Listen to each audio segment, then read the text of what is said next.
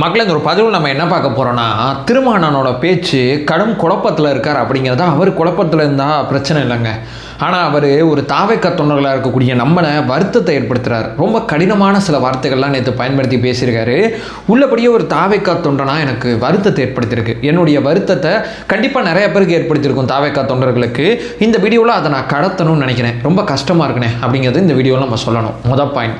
ரெண்டாவது ஒரு விஷயம், தமிழ்நாட்டில் முதல்ல நடக்க போகிற 3 மிக முக்கியமான விஷயங்களை நம்ம பார்க்க போகிறோம். தாவேக்கா அரசு செயல்படுத்துறத பெருமையாக சொல்லுவேன். ஒரு தாவேக்கா தொண்டனா அந்த 3 விஷயங்களை நம்ம தான் முன்னெடுக்கிறோம் அப்படிங்கிறத நம்ம பார்க்க போகிறோம். அடுத்து பார்த்தீங்கன்னா ஜூன் 22ஆம் தேதி நம்ம முதலமைச்சர் விஜய் அவர்களோட பிறந்தநாள் எப்படி கொண்டாட போகிறாங்க. பொதுவாக அப்படியே அமைதியாக இருப்பாங்க, ஆனால் இந்த வாட்டி வேற ஒன்று பண்ணலாம் அப்படிங்கிற மாதிரி செய்திகள் வந்துகிட்டு இருக்கு. இது என்ன கதைன்னு பார்க்க போகிறோம். 4வது, திமுகவில் துரைமுருகன் இருக்கார்ல, அவர் நேற்று அவமானப்படுத்தப்பட்டார். ஆனால் அதை வேற மாதிரி செய்திகள் கடத்துறாங்க. உண்மை என்னங்கிறத நான் சொல்கிறேன் இந்த வீடியோவில். ஒன்பே ஒன்றா தெளிவாக நம்ம பார்க்கலாம். உற்சாக வணக்கங்கள். வாங்க பதிவுக்குள்ளே போகலாம். இப்போ முதல் விஷயம் மக்களே, திருமான் இருக்கார்ல, நேற்று பேசியிருக்காருங்க. எப்போ வேணால் நான் கூட்டணியிலேருந்து வெளியே வருவேன். நான் எப்போங்க சொன்னேன் தாவேக்காக்கும் விசிகாக்கும் நடுவில் கூட்டணி உருவாயிருக்குன்னு? நீங்களாம் நினச்சிக்கிட்டா அதுக்கு நான் பொறுப்பா? அதாவது நாங்கள் திமுக கூட்டணியிலேருந்து வெளியிலேருந்து ஆதரவு தர்றோம் அப்படிங்கிற நிலைப்பாடு எடுத்தோம். வெளியிலேருந்து ஆதரவு அப்படிங்கிறத தாவேக்கா நம்பலை. அமைச்சரவையில் பங்கேற்க சொன்னாங்க. அதாவது ஆதரவு கொடுத்ததுக்கு ரிவார்டு கொடுத்தாங்க. ரிவார்டு கொடுத்ததுனால அந்த ரிவார்டை அவங்க நம்பலை அப்படிங்கிற ஒரே காரணத்துக்காண்டி தான் நாங்கள் அமைச்சரவையில் பங்கேற்றோம். இப்போ நாங்கள் அமைச்சரவையிலேருந்து எப்போ வேணால் வெளியே வருவோம். திமுகவுக்கும் அதே நேரத்தில் விசிகாக்கும் நடுவில் கூட்டணி ஒப்பந்தம் ஆல்ரெடி போடப்பட்டது. அதே மாதிரி தாவேக்காக்கும் விசிகாக்கும் நடுவில் கூட்டணி ஒப்பந்தம் போடப்படலை. நீங்களாம் நினச்சிக்கிட்டா நான் பொறுப்பா அப்படின்னு பேசியிருக்காப்ல. எனக்கு ஆமாம், அண்ணன் சொல்கிறபடி விசிகாக்கும் தாவேக்காக்கும் நடுவில் கூட்டணி ஒப்பந்தம் போடப்படலாம் தான். ஆனால் அமைச்சரவையிலேருந்து எப்போ வேணால் வெளியே வருவோங்கிற அந்த ஒரு வார்த்தை இருக்குல்ல, அந்த வார்த்தை தான் கஷ்டமாக இருக்குது. இப்போ விசிகாக்கும் தாவேக்காக்கும் நடுவில் இந்த கொஸ்டினை கேட்கும்போது, இல்லைங்க இப்போ நாங்கள் அமைச்சரவையில் பங்கேற்றிருக்கோம், இனிமேல் நாங்கள் கூட்டணி சார்ந்த விஷயங்கள்லாம் இனிமேல் தான் நாங்கள் எங்கள் கட்சியோட மீட்டிங்லாம் போட்டு நாங்கள் முடிவெடுக்கணும், வருங்காலத்தை சார்ந்து என்ன பண்ணலாம் என்ன செய்யலாங்கிறதுலாம் இனிமேல் தான் பார்க்கணும்னு சொல்லியிருந்தாருன்னா எந்த பிரச்சனையுமே கிடையாதுங்க. ஆனால் எப்போ வேணால் வெளியே வருவோம் அப்படிங்கிற ஒரு வார்த்தை இருக்குல்ல, அந்த வார்த்தை தான் கஷ்டமா இருக்கு. வன்னியரசு அவர்கள் இன்னைக்கு அமைச்சராக இருக்காங்க. அவர் அமைச்சராகி அவருடைய செயல்பாடுகளை விசிகாக்காரங்களோட தாவேக்காரங்க கொண்டாடிக்கிட்டு இருக்காங்க. ஏன்னா அவர் இதற்கு முன்னாடி முதலமைச்சர் விஜய் அவர்களை மிக கடுமையாக விமர்சனம் பண்ணாரு. நல்ல மனுஷன் இருந்தாலே ஏதோ அரசியலில் விமர்சனம் வச்சிருக்காருங்க. ஆனால் உண்மைக்குமே எளிய மனிதர்களை தலைமைச் செயலகம் அழைத்து வந்து மனு வாங்குறாரு. குழந்தைகளோட கொஞ்சி விளையாடுறாரு. மக்கள் பிரச்சனையை ரொம்ப தெளிவாக காது கொடுத்து கேட்கிறாரு. ரொம்ப நல்ல மனுஷன்யா, மனசை ஜெயிச்சிட்டையா அப்படின்னு சொல்லி தாவேக்காரங்க அவரை கொண்டாடிக்கிட்டு இருக்கோம். அதே நேரத்தில் விசிகாக்கும் தாவேக்காக்கும் நடுவில் களத்தில் பெரிய ஒருங்கிணைப்பு இருக்கு. ஏன்னா 2 பேருமே பரஸ்பர மரியாதை, இணையத்திலையும் பயங்கரமான ஒருங்கிணைப்பு இருக்கு. இப்படிப்பட்ட தருவாயில திருமான் இந்த மாதிரி கருத்தை பதிவு செய்யறது வருத்தத்தை ஏற்படுத்துமா, வருத்தத்தை ஏற்படுத்தாதான்? பயன்படுத்துகிற வார்த்தைகளில் கம்யூனிஸ்ட் என்றைக்குமே கண்டனம் தெரிவிக்க மாட்டாங்க, வலியுறுத்துவாங்க. வார்த்தை விளையாட்டு இருக்குல்ல, அதில் ரொம்ப தெளிவாக இருப்பாங்க.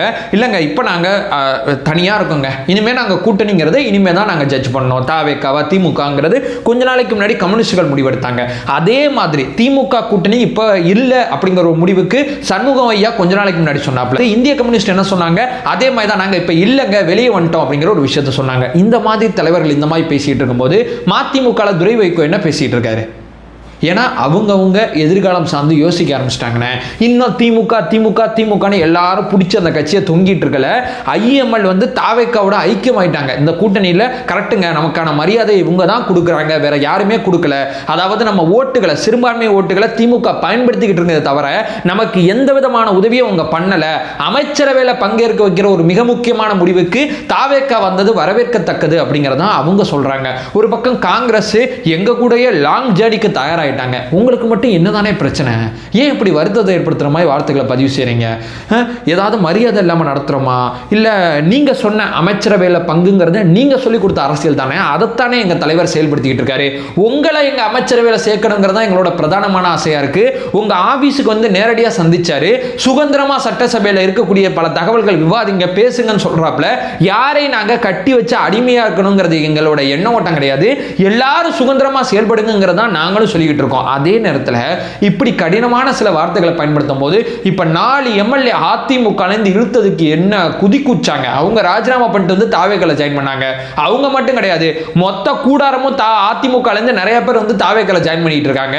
அந்த 4 பேருக்கு குதிரை பேரம் அப்படிங்கிற மாதிரி பண்ணும்போது முன்னெச்சரிக்கையா அந்த 4 பேரை எங்க கட்சியில இணைத்தது எவ்வளவு நல்லா இருக்கு, எவ்வளவு சூப்பரா இருக்கு. ஏன்னா நீங்க இந்த மாதிரி மாத்தி மாத்தி பேசும்போது எங்களுடைய வருத்தங்கள் எப்படி இருக்கு, ஏன்னா இப்படி பேசிட்டு இருக்க, ஏன்னா இப்படி பண்ணிட்டு இருக்க அப்படிங்கிற ஒரு விஷயத்தை நாங்க கேட்கிறோம்ல.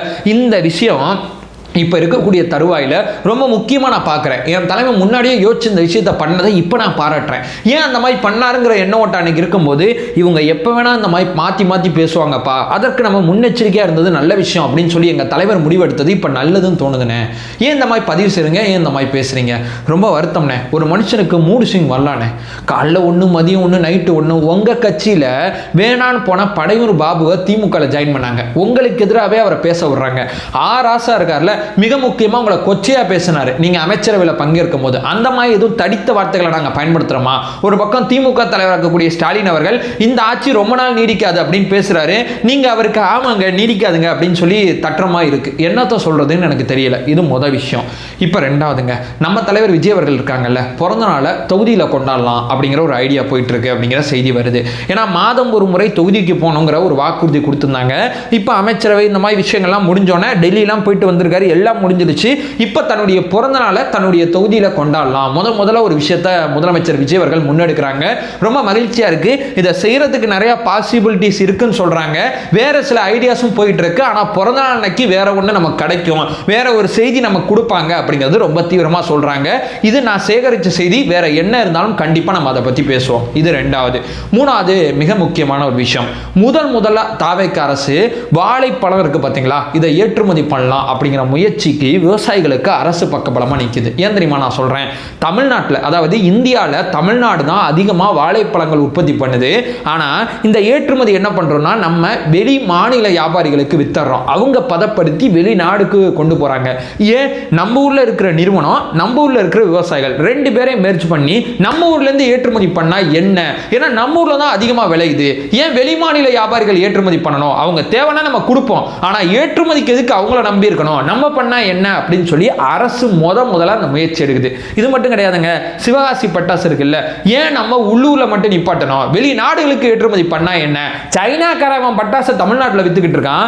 தமிழ்நாட்டில் ரொம்ப தெளிவா, ரொம்ப அழகா, ரொம்ப கரெக்டா இருக்கிற அந்த சிவகாசி பட்டாசு இருக்குல்ல, ரொம்ப தரமா இருக்கிற சிவகாசி பட்டாசு இருக்குல்ல, அதை ஏன் நம்ம வெளிநாடுகளுக்கு ஏற்றுமதி பண்ணக்கூடாது அப்படின்னு சொல்லி அமைச்சர் கீர்த்தனா நேற்று பேசியிருக்காங்க. ஸோ வாழைத்தார் ஏற்றுமதி, அதே நேரத்தில் பட்டாசு ஏற்றுமதி, இதன் மூலமா இங்க இருக்கிற தொழிலாளிகளுக்கு நிறைய வேலை கிடைக்கும், நிறைய வருமானம் கிடைக்கும். இதை ஏன் இவங்க யாருமே பண்ணல? இதை மட்டும் இல்லைங்க, 70 வருஷமா வைகை ஆற தூர்வாரவே இல்லை. நம்ம தூர்வாரலாம் அப்படிங்கிற முதல் ஸ்டெப்புக்கு ஆட்சிக்கு வந்த 25-30 நாள்ல ஒரு அரசு முடிவெடுக்குது. தேவைப்படுற அனுமதிகள் வாங்குறோம். இப்போ நம்ம தூர்வாகணும்னா கிட்டத்தட்ட 9 வருஷம் ஆகும் இதை மொத்தமாக தூர்வாரி முடிக்க.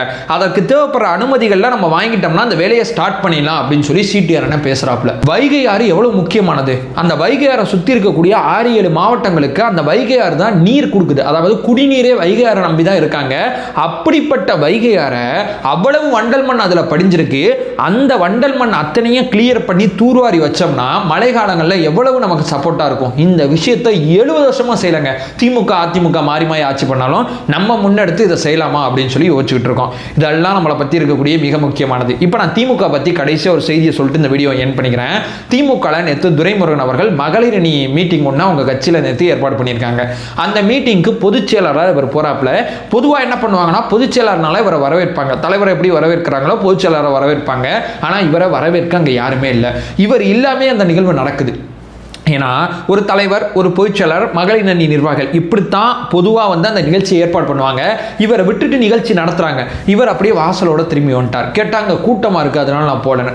ஒரு கூட்டத்துக்கு தனியாக போறீங்க, கூட்டத்துக்கு போகும்போது கூட்டமாக தான் இருக்கும். இதில் எனக்கு வருத்தமோ இதை வந்து ரொம்ப ஐயோ இந்த மூத்த தலைவர் அப்படி அவமதிச்சிட்டீங்களே அப்படிலாம் நான் சொல்ல வரல. நான் என்ன சொல்ல வரேன்னா திமுக யாரை எப்போ பயன்படுத்தணுங்கிறதுல ரொம்ப தெளிவாக இருக்குது. இப்போ இளைஞர்களுக்கு வாய்ப்பு கொடுத்தா தான் கட்சியை வளர்க்க முடியுங்கிறப்போ மூத்தவங்க எத்தனை வருஷம் ஒழிச்சாலும் இவரெல்லாம் எம்ஜிஆர் ஒரு பக்கம் பார்த்தீங்கன்னா கலைஞர் அவர்கள்லேருந்து அவங்க கூடலேருந்து இருந்து அரசியல் பண்ணவர்.